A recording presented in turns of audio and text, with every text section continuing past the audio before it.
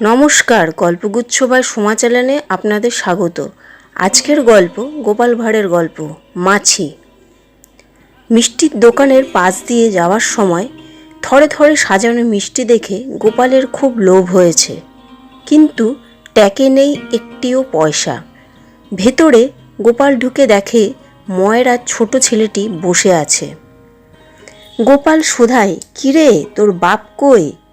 পিছনে বিশ্রাম নিচ্ছে। তোর বাপ আর আমি খুব বন্ধু, বুঝলি? আমার নাম মাছি, কটা মিষ্টি খাই।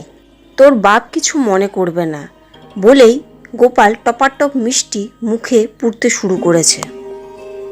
মিষ্টি নিমেষে শেষ হয়ে যাচ্ছে দেখে ছেলে চেঁচিয়ে বলে, বাবা, মাছি কিন্তু সব মিষ্টি খেয়ে ফেলেছে। শুনে পেছন থেকে ময়রা বলে, আরে খেতে দে, মাছি আর কতটুকু খাবে?